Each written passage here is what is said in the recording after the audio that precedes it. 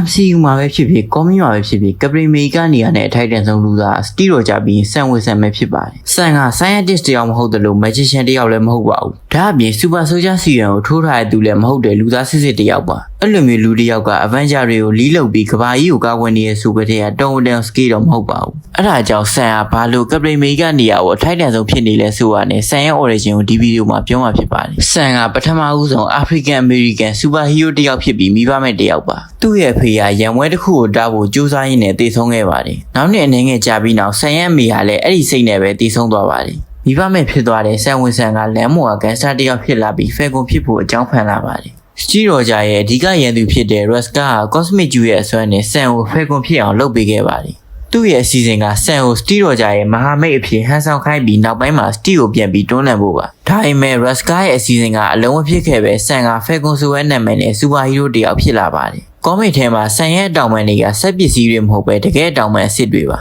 ဒါအပြင်ဆန်က Red Wing အပြင်အခြားငှက်တွေနဲ့ပါဆက်သွယ်နိုင်ပါတယ် Red Wing ကလည်း MCU မှာလို့ drone မဟုတ်ပဲသိငယ်အစ်စ်တစ်ကောင်ဖြစ်ပါတယ်ဆန်မှာ Superhuman Strength နဲ့ Durability မရှိပေမဲ့ Martial Art Specialist တစ်ယောက်ဖြစ်ပါတယ်ပြီးတော့ဆန်က Hot Eye နဲ့ Blue Sign တို့လောက်ဒီပါ target ကိုမှန်အောင်ပစ်နိုင်ပါတယ်ကွစ်လန်နာတယောက်ဖြစ်ကြောင်းကိုလည်း Steve တော်ကြာအသိမှတ်ပြုပေးခဲ့ပါတယ်ဆန်က Steve နဲ့လက်ပွန်းတတိနေခဲ့တဲ့အကြောင်းသူ့ရဲ့ strategy နဲ့ leadership skill ကအခြားသူတွေထက်အများကြီးပိုသာပါတယ် fearless ဖြစ်နေရမဟုတ်ပေမဲ့လည်းသူ့ထက်အများကြီးပိုကျန်တဲ့ကောင်တွေကိုကြောက်မနေပဲရင်ဆိုင်တိုက်ခိုက်တဲ့သူလည်းဖြစ်ပါတယ်